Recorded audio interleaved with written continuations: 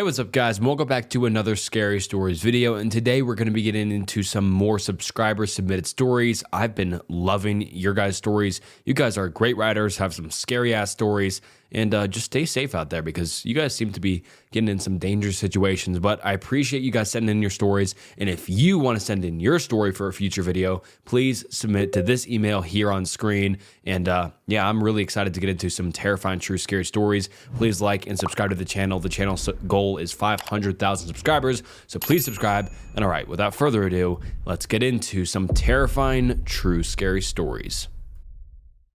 Longtime viewer of the channel, hello Snook. I have a bunch of wild stories from my life, but I'll go with my stalker story for just now. My name is Zombie Saza, if that's important.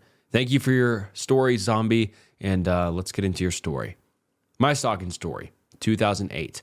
At 17, I dated a 29-year-old man. I'm a child abuse survivor and didn't have a great understanding of what a healthy relationship or love was, just for context. For a short period of time, but he tried being violent towards me. I refused to accept the behavior and fought back hard, told him it was over and to never contact me again. Well, he stalked me for a period of time. Caught on my work CCTV, my work, the only adults in my life who truly cared for me, made sure someone drove me home every late evening, Burger King late shifts, and the male staff would escort me, leaving the building because my ex was terrifying. He kept getting my new mobile number despite having changed it several times, only to find a friend felt he deserved my new numbers. So I changed my number again and didn't give it to anyone else unless necessary. He'd stalk me online, outside my work, outside my home. The police knew of the situation, but he hadn't physically done anything to me at the point, but was clearly gearing up to do something, and I was on edge. The cops had me give regular updates as they'd known my biological family a long time. A couple of them are father figures to this day, actually. They wanted to act, but had to stay within the law, which sadly made it clear my ex hadn't yet physically done anything other than stalk me. And because he had warrants out for his arrest, they had been unable to find him at this time to tell him in person to leave me alone. The whole situation made rather difficult because of his constant police evasion. The police wanted desperately to arrest this guy for his warrant charges and wanted to add stalking to that list, but nobody would tell them where he was. Folk were intentionally hiding the guy's address, knowing he was extremely violent and stalking a 17-year-old. He got my new number somehow, and I agreed to meet him in the town center in broad daylight at a certain location. I contacted the police so they knew where this meet was because they could finally get him for those warrants and arrest him, so they'd have some officers waiting nearby. The whole time, my body is screaming, "Leave now." And I'd listen any other time, but I was determined to be free of this utter psycho ruining my life. I met him, and he was off, and it frightened me, but I had to suppress every visible emotion and get ready to defend myself in case he kicked off, which was incredibly likely.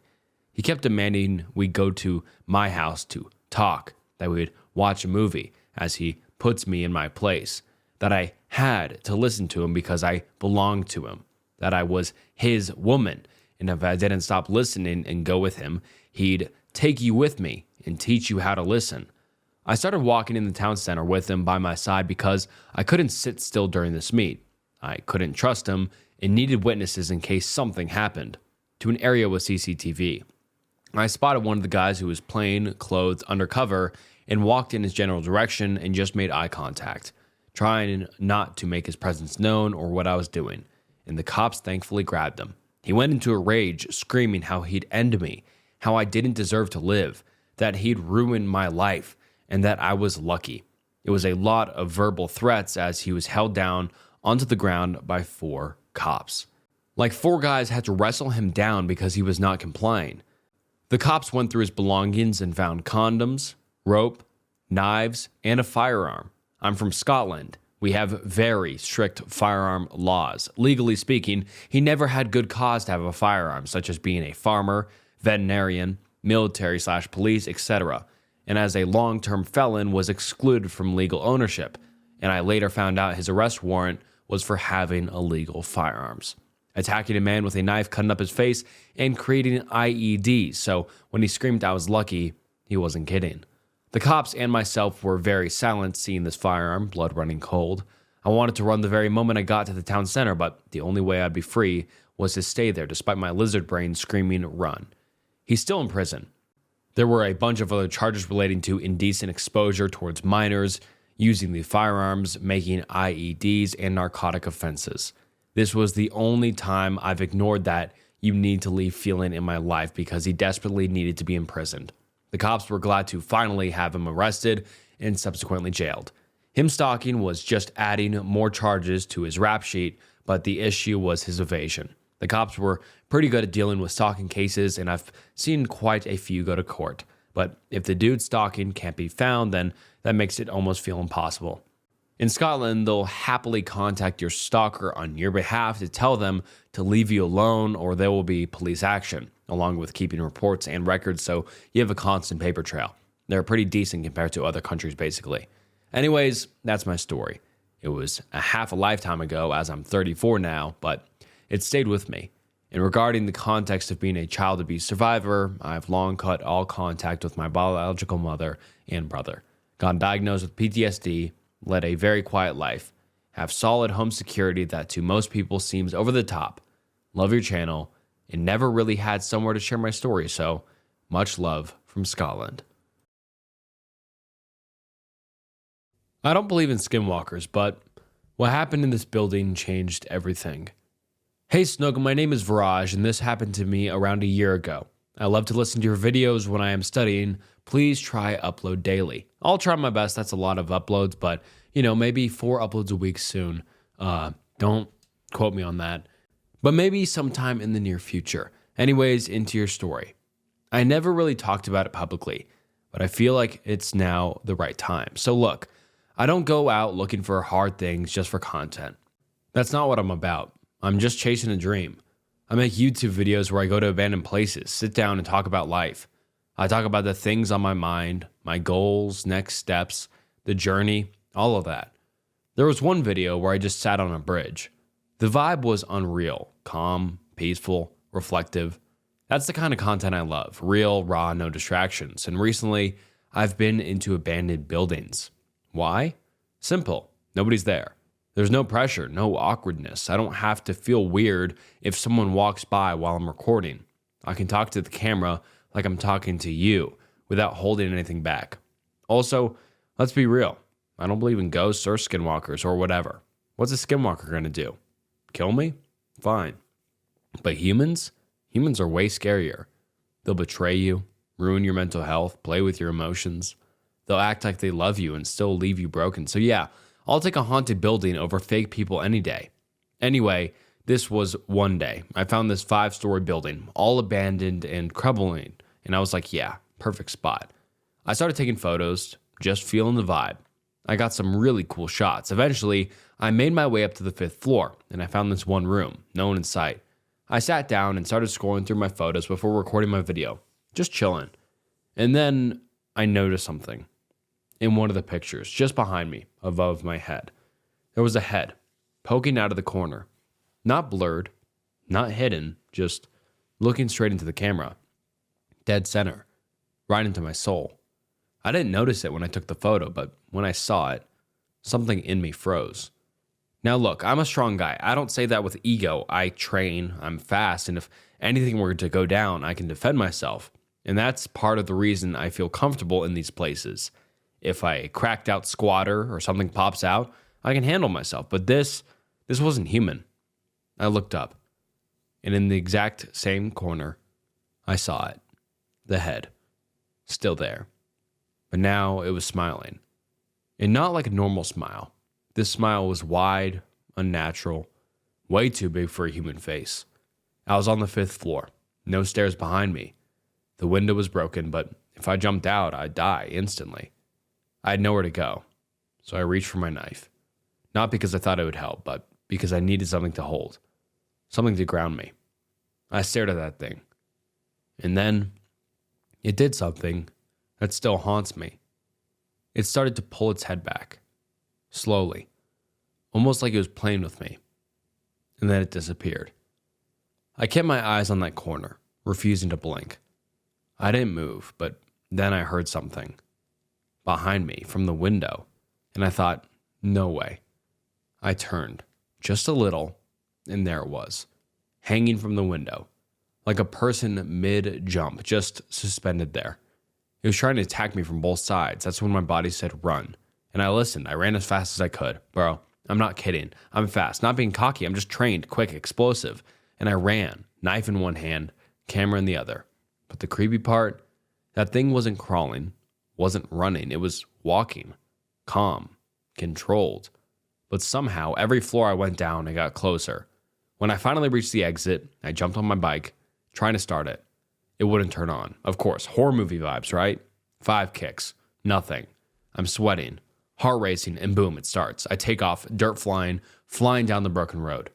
Then I look into my rear view mirror, and I swear to you, there was a whole family of them. Some tall, some small, all of them smiling. That same stretched, unnatural smile. As I sped away, thoughts started racing. Are they going to follow me? Are they in my head now? Are they real, or am I going crazy?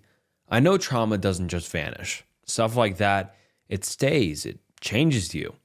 When I got home, I searched up the place, and this time, I actually found something. Apparently, years ago, there was a facility there. Some say it was a hospital, others say it was a lab, but one thing's agreed on. People went missing.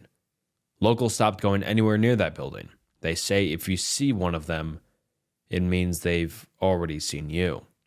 And once they do, they don't forget. So yeah, that's my story. And honestly, I don't even know what's real anymore, but I know what I felt, and I know what I saw. I might share more of these stories from me or even from my friends. One of them had a crazy experience on a mountain, but I'll save that for next time. Reply if you'd like to hear. Thanks for listening. And maybe don't go exploring alone. Hey Snook, I love your videos so much. It's hard to find a good channel that isn't AI or has an annoying voice, so thank you for making good videos. And I apologize if it's not that scary. I'm also a better listener than I am a writer, so sorry if I missed some details or said too many. So, for some context, I live in the southern suburbs of Chicago, in kind of a lower middle class area. I like the woods, though I don't get to go as often as I like. When I was about 13 or 14, me and my cousin Dom, he was around 12 at the time, decided to go into the nearby woods about half a mile away from my house. We didn't want to walk the trail, so we decided to go across the train tracks straight into the woods. We sat down just on the edge of the woods and watched a train go by. Then we started making our way a little further into the woods. While we were walking, I noticed something a little farther away from us, maybe 100 feet away. We walked towards it, and I was able to get a good look. It was a chair, a blue folding chair with rust all up and down the legs. After looking around a little closer, I realized there was more than just the chair. There was a dirty sleeping bag, an empty cooler, and some crushed beer cans around the makeshift campsite. I told my cousin it was probably just some homeless guy's camp and that we should leave. After walking for a few more minutes, we found a couple logs and decided we should build a fort. We started collecting logs and big sticks, stacking them between 2 trees. About an hour and a half later, we both heard a loud snap, like someone stepping on a stick. I froze, scanning the forest around us. After not seeing anything, I started stacking, while trying to stay aware of my surroundings. About a minute later, we heard it again, this time closer. Dom dropped his sticks and ran over to me. He told me he saw someone stop behind a tree right after the noise. I asked him which tree it was, but before he could say anything, we heard a loud laugh. It was like a wheezing laugh a smoker would make, but it only lasted a second. We froze, staring at the tree, when finally a man stepped out. He was dirty. He was almost bald, with some hair on the sides and back of his head, with a dirty beard that had yellow stains around his mouth.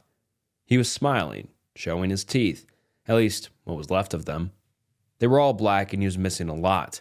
He was wearing a ragged jacket, despite it being the middle of June, and dirty jeans with weird colored stains. He took a long step forward, like a cartoonishly long step. He lifted his knee as high as he could, kicked it out, and planted it on the ground. Then he dragged his back foot to be right next to the other. We ran as fast as we could, jumping over fallen trees and trying to avoid thorn bushes as we sprinted full speed. Dom was falling behind, so I had to slow down and grab his arm. I pulled him along until we got to the train tracks. I let go and started climbing up the tracks. Dom did the same. Before I could get to the top, I looked down the track and saw the train coming. Fast. It was too close for either of us to cross, so I ran over to Dom and told him to stop. We waited for the train to pass, looking back constantly, making sure he wasn't following us. After the train passed, we ran up and over the tracks. We made it to the street and we were finally far away enough to catch our breath. We walked back to my house, and on the way, I realized I dropped my keys at some point while we were running. I didn't care too much though. Just happy we weren't dead in the middle of the woods. We got back and played some video games, trying to forget what happened. I thought that was the end of it. Dom went home, and I went to sleep. The next morning, I got up and went downstairs. I looked out my back sliding door and froze. I choked back a scream and nearly lost my shit. On the patio, in the very center, was a key. My key. To this day, I still haven't told my parents, and I still have no idea how they ended up there. There was no way to find my house with the keys. It's been about 6 years since this happened, and thankfully, nothing else came of it. Me and Dom talk about it every once in a while. Safe to say, I will never, ever go back to those woods again. Hey Snook, I just wanted to start by saying I love your videos and I hope your channel reaches its sub goal of 500K. This story I already submitted to your email, but I edited it so it makes more sense grammatically. Have you ever remembered something so vividly that you would combat anyone who challenges the way you remember it? You know for certain something is in fact one way, solely because it's so clear to you when your mind returns to that memory. Have you ever been confronted with the fact that what you remember may not be reality? What do we know when the truth combats logical explanation? Have you ever experienced the Mandela effect? For example, there's a children's book series based on the family of bears. It is called the Bernstein Bears or the Bernstein Bears. Answers may split, but it's the Bernstein Bears.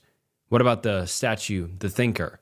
Is his hand in a closed fist on his temple, or is it a downward-facing open palm placed under the chin? Again, the truth may be the open palm, but you may be someone who swears that it was a closed fist.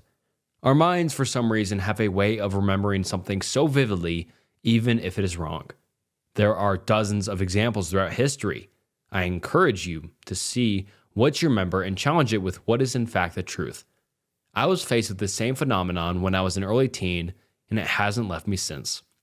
When I was about 7 years old, my mother had moved my brother and I into a new town. Due to the 2008 crash and my mother divorcing her stepfather at the time, we moved in with my grandmother after losing our home.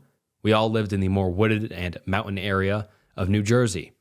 Being new to the area and it being summer, my younger brother Michael and I would ride bikes to explore the neighborhood. Shortly after moving in, we befriended a brother and sister who lived right next door. Julia and I were the same age and both in first grade, while Michael and Victor were a year younger. When September came along, we all took the same bus that stopped at the end of our street and delivered us to the same elementary school.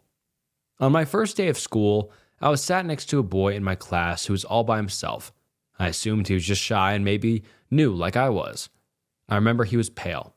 He had blue eyes, longer blonde hair that went past his ears and almost touched his shoulders. His name was Will, and after I introduced myself, we became friends very quickly. I learned that day that he even took the same bus as me. We'd sit with each other in the back while my brother would sit with the new friends he made while in his own class. Will's bus stop would always be the one before mine, although that doesn't seem far now. It seemed far from my house. In my head, it justified us not hanging outside of school, mostly because I didn't want to bike that far, and I knew I would see him every day at school. Like normal kids our age, we had our good days and bad days. We would argue, fight over toys, or call each other names. I remember us playing too rough on the bus one time on our way to school. He shoved me. I shoved him back. Then faster than I could register, he grabbed me by my hair, whipped me forward, and slammed my head into the window of the bus. I was too dazed to say anything or let alone scream. He laughed, and I assumed it's because he may have thought we were still playing. But I was hurt and did not want to play anymore. especially if he was going to play like that. I told him that what he did was mean and that I didn't want to be friends anymore. He frowned at me. Without saying a word, he got off at his bus stop, and just like that, we weren't friends. Later, when I came home, my mom asked what happened to my head. I wanted to tell her the truth, that a boy I had been friends with played a little too rough. For some reason, I lied. I said that Julia did it, and that it was an accident. In my head, it saved me the trouble of having to explain something that I didn't want to talk about. I don't know why, but I just felt like I shouldn't tell her about Will. I don't remember seeing him at school or on the bus the next few days, and I started to miss him. I knew it was an accident, and I had regretted it, telling him I didn't want to be friends. Coincidentally, as soon as I started to miss him, he showed up at school again. He apologized to me, and I apologized to him. We became friends again, and we finished one school year and then another, remaining friends, but never hanging out outside of school. It's just something we never thought of. It didn't affect our relationship, and all the stupid fights and name-calling would just dissolve. The summer came around. My family and I moved to a new town before I entered third grade. We said goodbye to Julia and Victor and left. I remember being sad I couldn't say bye to Will, but my mom said that we can always come visit. I quickly moved on, though, and hadn't visited any of my friends since the move. Flash forward. I'm 14 in the summer before starting my freshman year of high school. I'd gotten Instagram the year before and reconnected with Julia. We caught up and soon made plans to hang out. My mother drove my brother and I to their house, and we couldn't be more excited to reconnect. Michael and Victor stayed at the house to play video games, and Julia and I went outside so I could soak it all in, the changes of my old neighborhood. While on our stroll, I was rushed with the memories of school, catching the bus, classes, recess, and then Will. Does Will still live here? Will, who? Julia replied. I forgot his name. I think it started with a Z. Him and I used to be best friends. He was a white kid with dirty blonde hair and blue eyes. Julie was still puzzled. I assumed she just didn't know off the top of her head, but they would still be in the same school as of now. He sat next to me in first grade while you were in the front. He also sat next to me in second grade. Him and I always played tag with all the other kids at recess. We had 13 other kids in our class, she said. I don't remember anyone named Will. She was wrong, though. There were 16 of us, 13 other students, Julia, me, and Will. No, there were 16. I know that because Mrs. Adams broke us all into 4 groups. It was for that multicultural project. There were 4 students in each. She stopped and looked at me with concern. No, there were 4 groups, but one had 3 students. You were in that group. This is strange. Someone was misremembering. I was so certain that it was me, but it couldn't be. I spent 2 years as this kid's friend. No way I was wrong. She had to have forgotten. Needless to say, it was going nowhere. She had no idea who I was talking about, but she said we could browse through her copy of the school yearbook from that year. We went back to her house and ordered pizza with her family. Julie went downstairs to get her yearbook, while Victor, Michael, and I were on the couch watching TV. When she came back downstairs, she had also brought her other yearbooks from her other grades. Browsing through the pages, she flipped to our class. Yep, here, all 15 of us. She handed me the book, and I counted all the faces. 15 faces. I counted again. 15 faces. My mind is being thrown in a loop. I know I was young and I hadn't seen him in a long time, but I know Will was real. This had to be a mistake. Maybe he missed picture day and he was just never in the photos? What about the yearbook from second grade, I asked.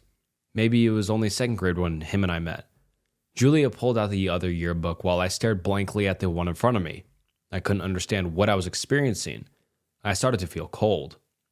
No, she said, he's not in here either. I grabbed the yearbook out of her hands and looked through my second grade class. There was no one named Will. There wasn't even a single kid who fit the description. I didn't want to panic, but I couldn't sit still at this point. Who are you talking about? Michael chimed in. Victor also gave a look of curiosity. They weren't with us when we first discussed Will. Maybe they could shed light on it. We were all on the same bus there and back. It's possible that maybe one of them will know who I'm talking about. Wait, everyone had their eyes on Michael. I think I remember someone that you're talking about. Blonde hair, blue eyes. He was kind of pale, wasn't he? Finally, someone else who can remember him. Do you have a picture of him? Shit. No, he's not in any of the yearbooks either. I kept my eyes fixed on the class photo, scanning the rows of faces, all of them in their right place except for one. Hey, look at this. I draw everyone's attention to the class photo. It shows all the students and the two teachers standing in 3 rows of 5. The second row and the third row were aligned perfectly, but the first row was shifted to the left, like the spot on the end was open. But whoever was supposed to fill it just walked off. That's weird. Julia looked closer at the photo. Why would they not align the first row with the rest? Unless it is aligned, Michael added. The way they're positioned, it's like there's supposed to be someone else on the end. He put his hand on the table in front of us with a book laid, signaling to us he had an idea. Find another class of 16, they'd probably just be aligned that way too, right? Then we would know for sure. Julia slowly turned the page to look at a photo of one of the other classes. My stomach sank when we saw the first row of 6, then the following rows of 5, centered to the first row, all accounted for. In comparison, my class of 15 seemed to have been missing one student. Julia had another idea.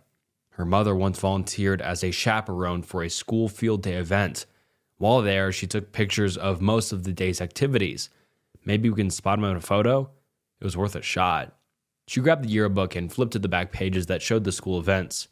We held on with bated breath, waiting to turn the page and spot the face of a boy no one could remember. When the page turned, we leaned in to scan the entire book, browsing through laughing faces and moments frozen in time, the memories coming back clearer than before.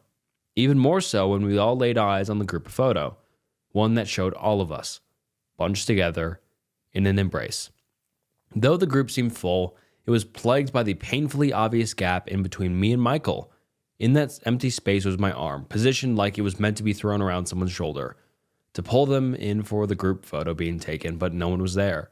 I thought the worst thing I had to fear was that maybe this boy was an imaginary friend, someone made up by my very active adolescent mind, but I could never begin to explain this. There's nothing to document the existence of a boy named Will in any of these photos, but then why are there empty spaces where a person should be present? Why does my mind fill in these spots with the image of a blonde-haired boy with blue eyes and pale skin? Why am I the only one who can remember him? The day turned to night. Our time together ran out, and it was time for my brother and I to leave. We carried the uneasy feeling with us and into the car as we drove back home. Out of curiosity, I asked my mother if she remembers a boy named Will that I used to go to school with. I'm sorry, sweetie, I don't. You had lots of friends. I turned to face out the window, still unsatisfied with how everything appears to be unfolding. But, she continued, I have a box full of memorabilia from your younger years in the attic. Lots of drawings and stuff. I just couldn't throw those away, you know. Maybe what I was looking for was in there. I love to draw, and not only that, it's what Will and I would do during free time in our classes. If there was a chance to prove I wasn't just imagining him, then it was in the box.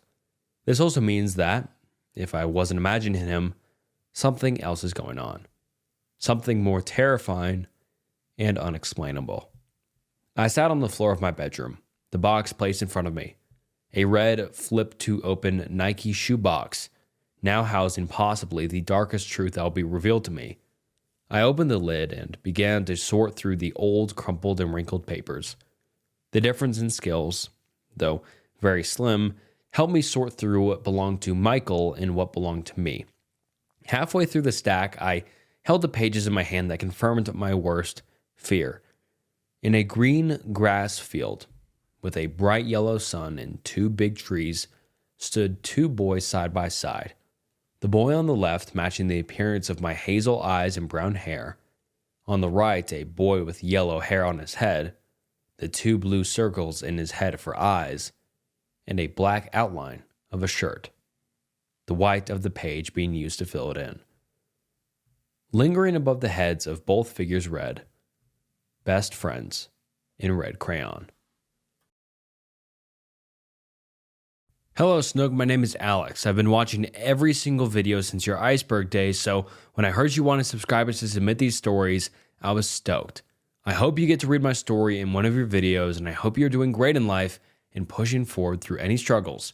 Feel free to make any grammatical corrections to my spelling, by the way. And thank you so much for those kind words. That really means a lot. And yeah, I'm doing great, and you guys are amazing. Thank you so much for watching all these videos, and let's get into your story. I'm an auto body man / mechanic here in the forgotten state of New Mexico. Cars have been my family's life for generations, so I love driving, especially long distances. My girlfriend of 2 years now, being native, lives basically an hour away from nowhere, deep in the Pueblo, so I don't mind driving up there, although gas gets expensive sometimes. It was a colder night around September / October, and my Audi was down at the time since I was changing the radiator fan, so I took my dad's big 2016 Ford Expedition to her place since she had spent the whole weekend at my house, and it was normal to drop her off Sunday night so I can get to work on time the following day. The streets were empty. We saw maybe 1 or 2 cars along the long stretch of road, which is weird but not unusual. We were blasting music, taking the long drive, having fun, and laughing our asses off. But then, out of the corner of my eye, passing the bridge to Bernalino, traveling north, I see a figure. A tall white figure. I turn my head and fading away into the darkness as my headlights passed it on. I saw it. Crouched down like an infant inspecting a penny on the floor was a very skinny, extremely lanky, completely white, naked humanoid creature, about 8 to 10 feet in height. Its arms and legs seemed to have a wingspan bigger than itself, and its eyes, wild black, could tell, was meeting my gaze, even traveling at around 90 miles an hour. I'd be lying if I said I didn't almost crap my pants right then and there, but I kept my composure. Then I looked at my girlfriend, still singing, yelling at the top of her lungs, and completely unaware of anything that just happened. So I ignored it. I told myself there were many tall and short street signs there, and my eyes must have been playing games with me. I knew what I saw, but had to lie to myself to make it to my destination. There was this feeling, a certain feeling I hadn't ever experienced to such an intensity, the feeling of being watched. I felt like I wasn't in control anymore. Something was following us and stalking me even at such speeds. I had never experienced this fear before. Just then, I came back to reality, and the music had slowly faded back into my ears, and I could hear my girlfriend singing again.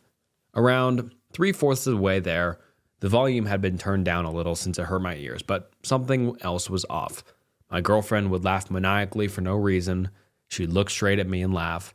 I would ask her why she's laughing, and there was no answer. I started getting mad. I demanded for an answer, and still nothing. It felt like she was possessed, but I told myself there was probably just a booger in my nose or something. My fear meter was almost through the roof now, but even then I carried on and kept driving to her house, hoping to drop her off and get out of there as soon as possible. We turned the music back up to pass the time a little faster, and she started singing again. Then we got the exit. It's nothing but 2-mile long road of pure darkness, surrounded by hills and small mountains / mesas. I slowly drove through that damn road and turned on my high beams. Once again, the road completely empty, not a single soul or res dog in sight. This whole time, the feeling of being stalked and preyed on grew more and more thick. A weight on my shoulders, getting heavier and heavier as fear crushed my spine. It felt like the closer I drove to her house, the worse it would get. Then a feeling that could only be described as being shocked back to life, mixed with the worst terror you'll ever experience, hit me right in the gut. I knew that if I stepped out of this vehicle, I would die. I practically slammed on the brakes, slowing down to around 15 miles an hour and turned the music off. Something's wrong. What? My girlfriend exclaimed, now sharing the same gut-wrenching feeling as I just had. There's something here. What? Shut up, I'll explain everything when we're a safe distance away. Just look around and tell me if anything jumps into the road. I had already done a U-turn before even finishing that sentence. I carefully drove back to the highway and examined the road carefully. Before getting on the on-ramp, I saw it. A dark figure standing on top of one of the faraway hills. It was nighttime, yet the moonlight reflected on it just enough to where it was barely visible. It was watching us the whole time, I said in my head. At that moment, this creature leaped into the air and locked eyes on the truck. At around a good 200 feet off the ground, it spread its bat-like wings and it flew off at a speed I can only describe as supersonic. This can't be that same creature I saw earlier, I told myself. Then I look at my girlfriend. She most definitely saw it this time. We explained everything to my parents when we got back home, and I could tell they didn't believe us. They've had many experiences with the paranormal, but were skeptical about this. Nothing but some youngsters wouldn't make up to let their significant other spend one more night, I guess. I always loved cryptids, creepypastas, the paranormal, etc. As a godly man, I didn't fear anything such as demons at my big age, but this is something unexplainable. I researched a lot, and the only thing I could imagine the first creature being is an actual description of a Wendigo or something similar looking to SCP-096, without the hanging of the jaw. But the second entity, I have no clue. If anyone has further knowledge as to what these two creatures might be, please let me know. I'm still searching for answers. Since then, I always drop her off Monday mornings and only ever step foot out there at night if there's an emergency or I'm very needed. I have many stories of the unexplained and paranormal, but nothing can beat this. Hey Snook, I love your videos, I love your voice and how you narrate stories. Thank you for making my day not so boring. Anytime, man, I appreciate it. You can call me J-Ray and Elias, as I don't know how many fellow officers would feel about me telling this story, as this sort of thing is a taboo to talk about. For a little context, my chosen career is in law enforcement/security. Back then, around 2016, I was working for a security company that provided patrols on properties, and the property this story took place in was an old medical testing facility with 3 stories. The first 2 being compromised of old offices and testing labs. The third, where this specifically takes place, is a sort of attic/storage room that runs across the entire top of the giant building with stairs leading to it from the second story. Anyway, context out of the way. One night, my closest backup officer and I had a trainee in our cars that night when we received a dispatch for the previously mentioned building. We responded within minutes of an alarm activation and immediately set up a perimeter on the building and waited for another car to come from a district about 10 minutes away. While there, we didn't see or hear anything, which was weird because the building alarm should have been going off. When the 5th officer arrived, we set up our trainees in a way that both can see all 4 sides of the building and the ladder coming down from the roof, which the attic had a door that led to said roof. We then ensured that all the exterior doors were locked, which they were. Me and the 2 other more experienced officers entered the building through the locked loading door and proceeded to clear the entire first and second floors. When we got to the opposite end of the building from the staircase leading to the 3rd floor/attic, we heard footsteps running from the landing, up the stairs, and onto the 3rd floor. We then heard footsteps that could only have come from multiple people, so we carefully crept up the stairs and entered the 3rd floor. Now, a little more context that's important is that the door leading to the roof from the 3rd floor is a heavy door and, when closed, can be heard from the 2nd floor. Well, we didn't hear that, so we knew that the people were still up there. So we entered the 3rd floor and began clearing the giant room, the giant air ducts that can fit someone crouching behind crates and boxes, and even the roof. Now, here's the scary part of the story. The entire floor was covered with the white dust that comes out of fire extinguishers, which we found all of them lying on the floor, empty. While searching, we found footprints, not shoe prints, bare footprints in the dust. They were everywhere up there. So, not finding anything, we positioned one of the other 2 at the bottom of the stairs and went outside to contact the police. They brought out a SWAT team and a canine team and began to sweep the entire building. The weird thing, the dogs literally couldn't catch a scent of anyone being there. Even with the fire extinguisher dust everywhere, there should still be the smell of a person who made the prints. They searched the ducts and all the hidey holes, but couldn't find anyone. After that, we constantly heard footsteps coming from the 3rd floor, but never caught anyone there. It became the haunted lab, and we started to ignore them. Yeah, that place is definitely haunted. Last I heard, the place is still abandoned because they can't sell it due to it being haunted. I have plenty of other weird, unexplained, or downright terrifying stories, but I'll have to submit them another time. Thank you for taking the time to read this, and if you put it in a video, that would be cool too. And thank you so much for your story. That was really, I just really scary. I really wonder what that is. I mean, the bare footprints always so terrifying. I mean, yeah, because who knows what was up there? And it's so weird how the alarm was triggered, but you guys also had the entire building, you had all of the exits kind of on lockdown, and nobody was found, and even the canines couldn't find anyone. But yeah, that's terrifying, and that's good you got out of there safe. And if you want to submit more stories, go for it. I'll be sure to read it in the future. Thank you so much, and on to the next one. Before I get into this story, I should mention that I have no clue if this guy ended up in prison or anything like that. So here we go. I'm a 16-year-old male living in Quebec, which is a French-Canadian province.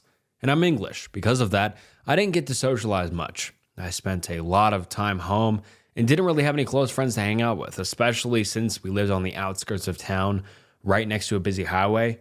I was about 8 or 9 when the crazy stuff started happening, but I still remember it all pretty clearly. Our old house was always loud since it was right next to a cement factory and a prison, so noise wasn't new to me. But one summer night, my family and I woke up to what sounded like a huge crashes and even explosions coming from our neighbor's backyard. We all rushed to the windows and were shocked by what we saw. Our bizarre neighbor, who never talked to anyone in the neighborhood, was setting a school bus on fire. It was seriously weird. What could make someone do that, especially at 3 a.m.? My mom and my old stepdad, not wanting to get involved, decided not to call the cops and told me to stay away from that house because they thought he was hiding something. They were definitely onto something. A week went by without any drama, but then things got even weirder.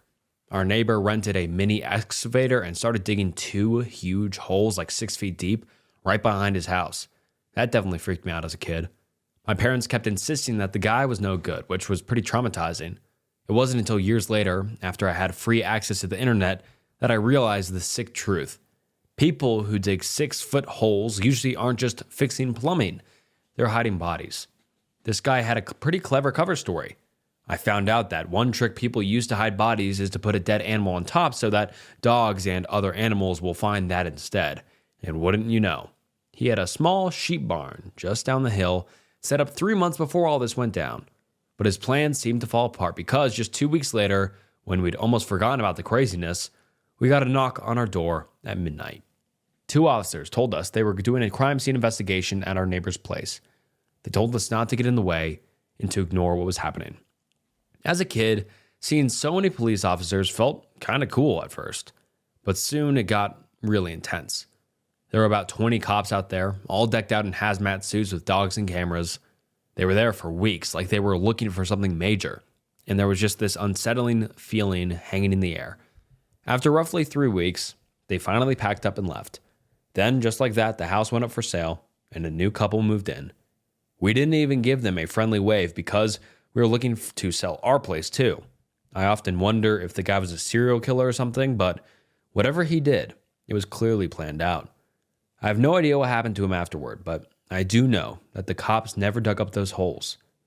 It's unsettling to think that the new couple might unknowingly have 2 bodies buried in their backyard. Hey Snook, this story is 100% real. It's very dark and it's probably going to depress your entire community, whether or not you decide to post it. I just need to get this weight off my chest for my own sake. Do with this story as you please. I will be leaving my name out of this out of sheer anxiety. I'm sure someone will piece together who I am someday. I'll deal with it then. This story may even be able to help others like me. Edit this in any way you want. This is all factual information. I'm even drunk off my 12-pack as I put this all together. Go for the correct pacing or grammar or whatever, I don't care. I trust you'll do well if you use my story. It's legit. I just needed to get it off my chest. Trying to recover after it's all over. I lost a good paying job 2 years ago because our department was shut down. When I say good paying, I don't mean 6 figures or anything like that, but it was enough for me to be comfortable. I was saving money to move out of my parents' house. My girlfriend at the time was excited to be able to move in with me. We were a bit far from each other. So seeing each other sometimes was difficult due to our schedules and the distance we had to drive. We take turns seeing each other in our respective areas to get to know more of each other's families and friends. as well as going to places we'd never been to in our areas, like bowling alleys I didn't have here and such. She and I had been dating for the last year of my 2-year tenure at the job I had lost.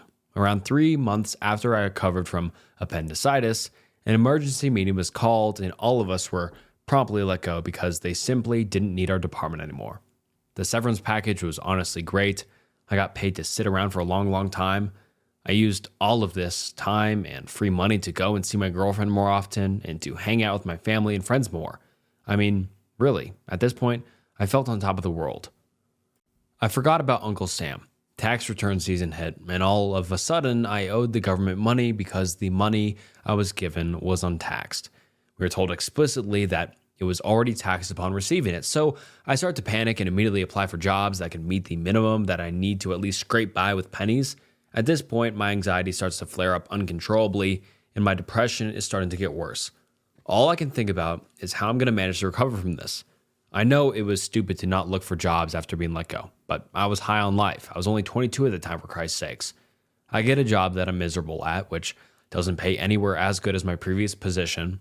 My relationship with both my girlfriend and my friends took a sharp hit. I simply am stuck. I'm stressed, my anxiety is high, and I'm extremely depressed. I can't take it anymore, so I started to drink. Not a lot, but enough to forget. It started small at first, but it progressed to a point where I couldn't control it anymore. Now, let's get to what you and your fans are waiting for. Let's get creepy with a bit of sadness still. Fast forward to a time that's close to the present day. I'm 24 now. I'm a severe alcoholic. I fell down that deep hole that I can't climb out of. Everything is cured when I drink. I don't feel that misery anymore. I don't feel that stress or pain anymore. I feel just enough to be alive, and that's all I want. I go to bed one night after another 30-beer binge session until I black out, and I see a tall, lengthy black figure in my dreams. It didn't have eyes. It didn't have a mouth. It just was tall with long arms and legs. It just stood there and didn't move. For some reason, I knew it was staring at me. I genuinely felt emotions in my dream.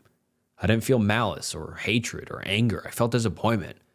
It was as if this figure in my head was exuding pure disappointment and sadness towards me. It was as if it wanted me to get better. A few weeks of this went by where this strange creature or shadow or whatever the fuck this is would appear in my dreams. It literally won't go away. I had a dream where I was in a car with a friend, and when I turned my head, it was just standing on the grass to my right looking at me.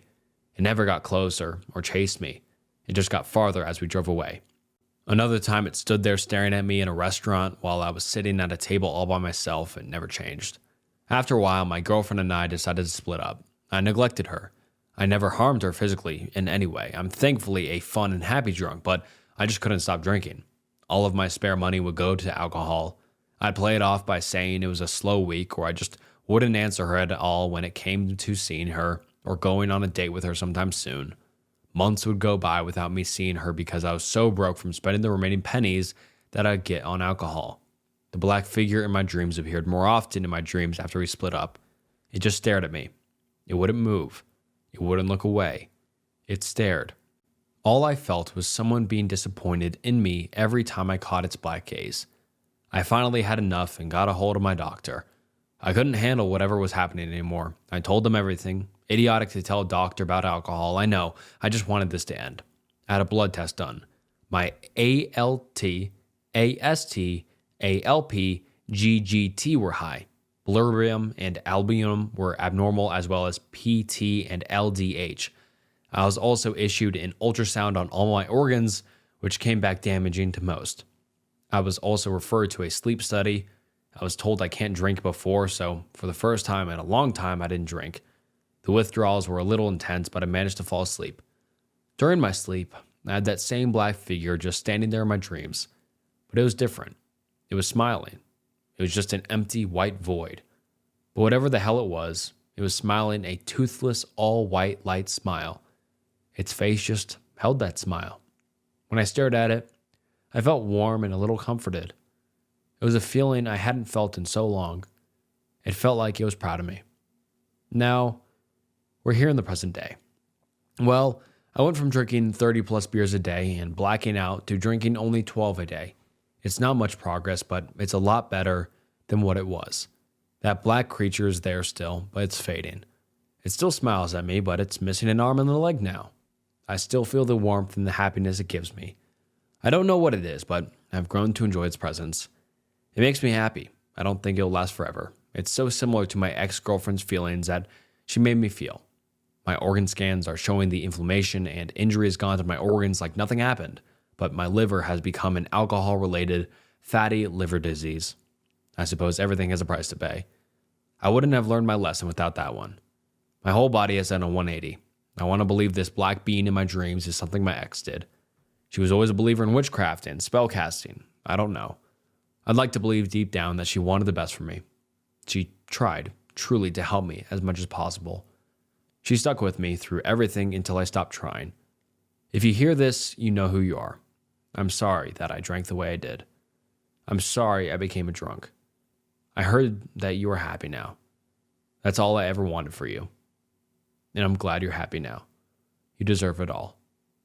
I don't know if the dark creature or shadow or whatever is you, but if it is, please stop giving pieces of you to me.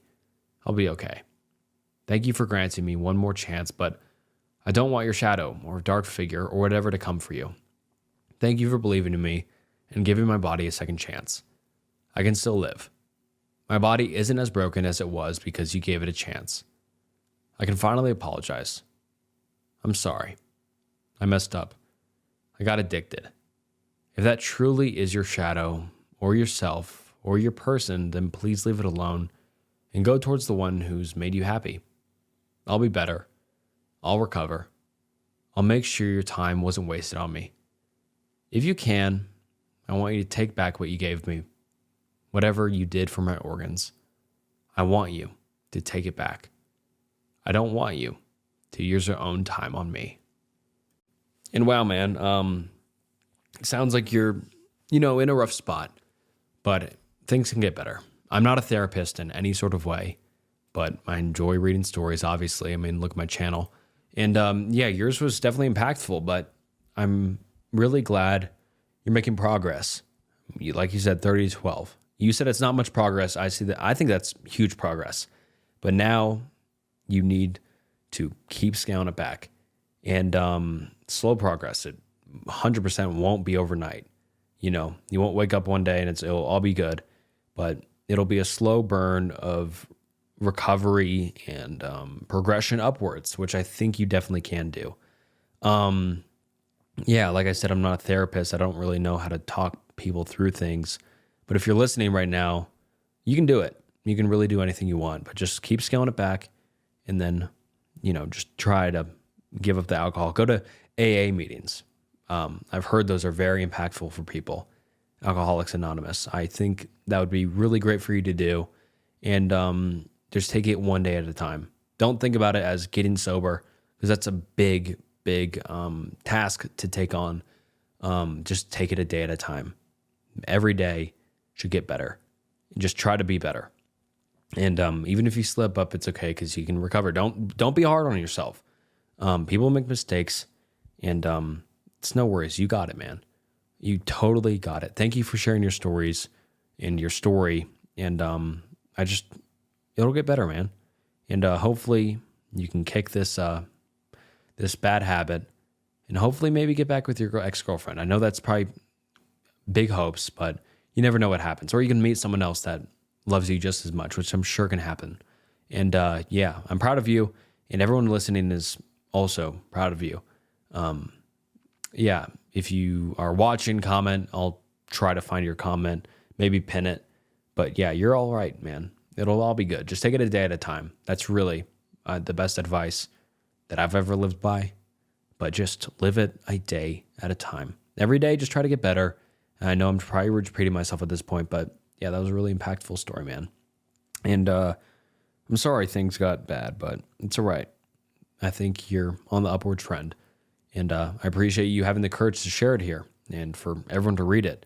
And I'm sure it'll be very impactful for a lot of people out there. If anyone else listening to this is going through anything similar, you can do it. And I think the best way to handle any situation that sucks is take it a day at a time. Because if you look at it over a year horizon, a huge monumental achievement of reaching something It'll be very daunting and you most likely won't reach it.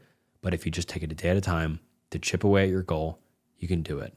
Whether that be getting sober or, any other sort of goal, you can do it. And this community is all loving. I really like my community and I think they'll support you. So I know this is at the end of the video. I didn't mean to do that in any sort of way. I just usually compile all of these stories and then read through them as I go.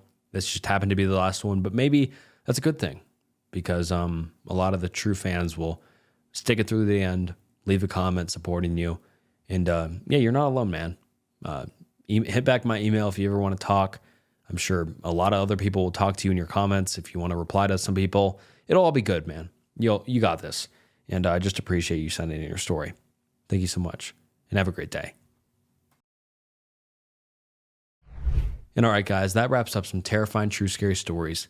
I hope you enjoyed. And that last one was a little bit impactful, sad, but it's all right. Maybe it's hopeful. I think it's very hopeful.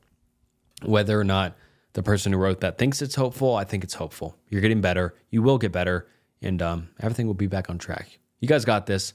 And thank you so much for watching to the end of the video. Please like and subscribe. You guys are the best community on YouTube for sure. And thank you so much. And I'll see you next time. Bye.